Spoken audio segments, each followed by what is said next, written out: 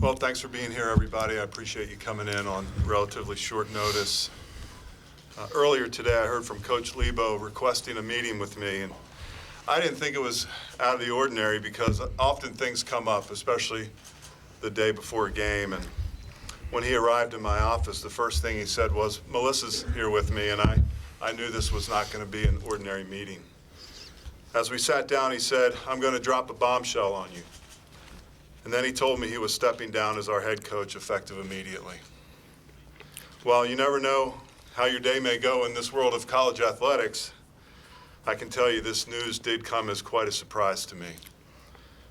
I want to say I have nothing but respect and admiration for Coach Lebo and the way he has run the men's basketball program here at ECU. He is the winningest head coach in Division I history, and I wish him and Melissa and their family nothing but the best in the future. He has been an outstanding friend and colleague, and I will miss him. Finally, I want to mention that I've spoken to assistant coach Mike Perry, and he has agreed to accept the role as interim head coach. Mike led our team last year while Jeff was going through hip surgery, and I know all of Pirate Nation will support him and the team during this change. Now I'll turn it over to Jeff, who will make some comments, and we'll be glad to take some questions afterwards. Thanks, Jeff. After careful consideration and a lot of thought and talk with my family and my wife, after 36 years of playing and coaching and the sacrifices that we have made as a family, it was time for me to make a change and a pivot into a new chapter in my life. As a coach, you pour your heart and your soul and everything that you have into coaching, into your players, into your programs.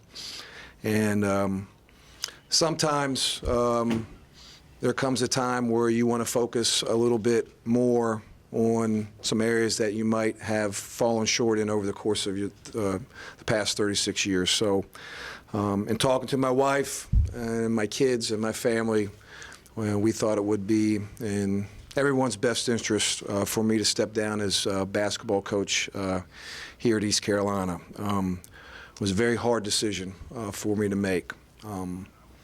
This place has given me new life. When I was at a low point in my career, I've poured my heart and soul into this place. I love East Carolina. I love Greenville. We plan on staying here and living here. We love this community. We educated our kids here.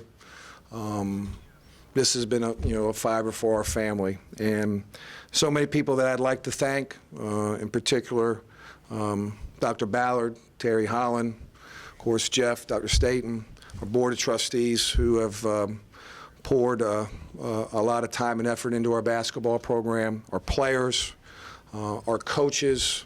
It was very difficult for me to just tell the players of my decision. So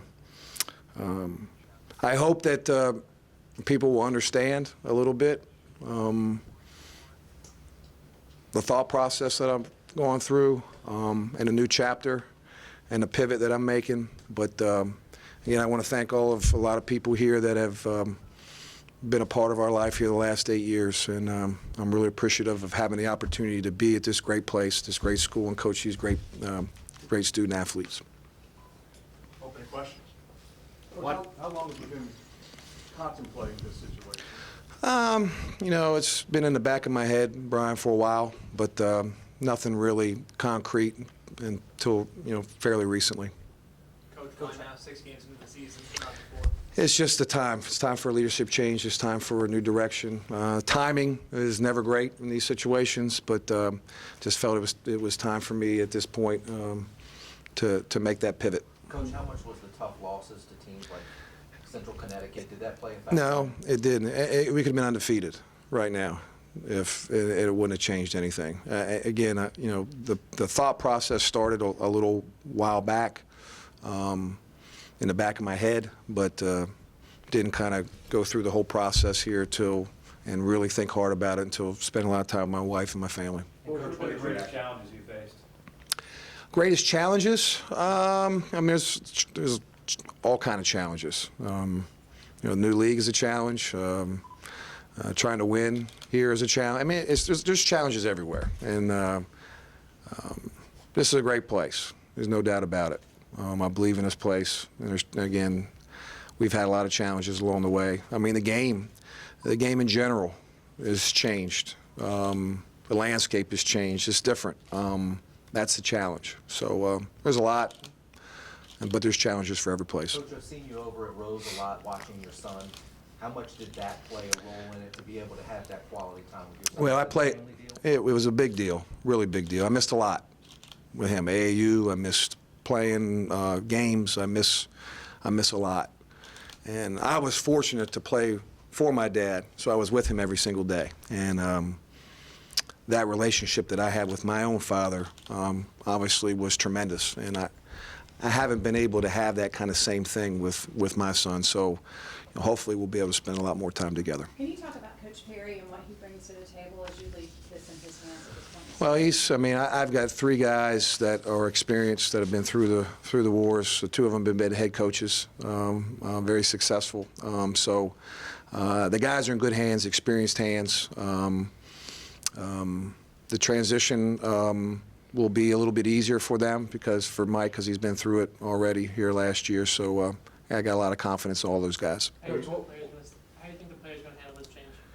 Well, they're players. They love to play. They're going to play because they love this game. And I would expect them to come out and compete hard in practice today and play their butts off tomorrow. Do you still want to coach somewhere else?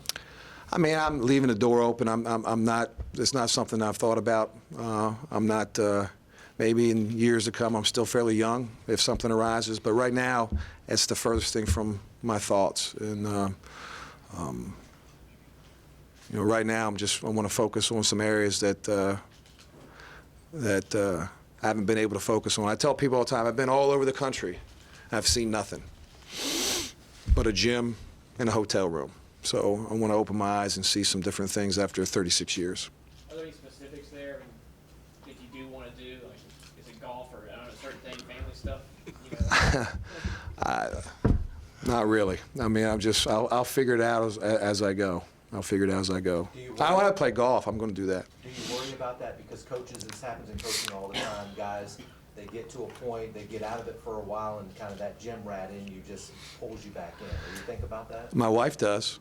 She tells me I need a place to go. So if you have a room that I can come to occasionally that I can get out of the house, I would appreciate it. But, I've been around the game my whole life. So, I mean, is it going to be different? Not actually coaching. I think I'm always going to be a coach.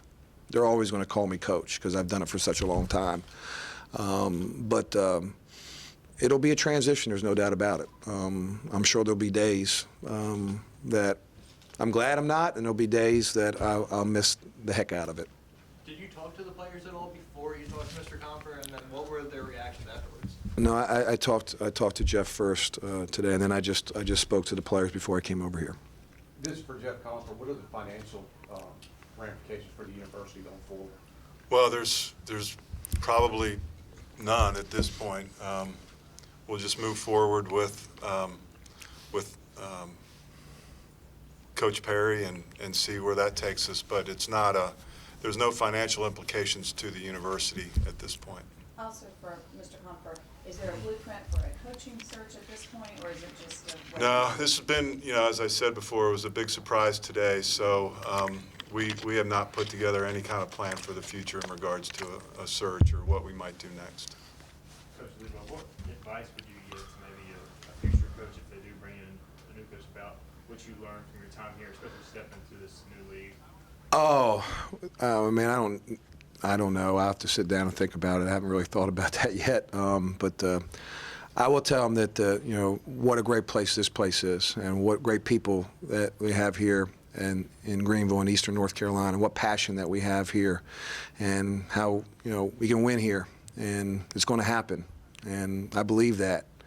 And we're going to be part. We're not going anywhere. We want to still be a part of this community. We want to be part of East Carolina. We want to come and cheer at the football games. I probably won't go to the basketball games right from the beginning. I don't want to be a distraction, but this is part of our fiber now.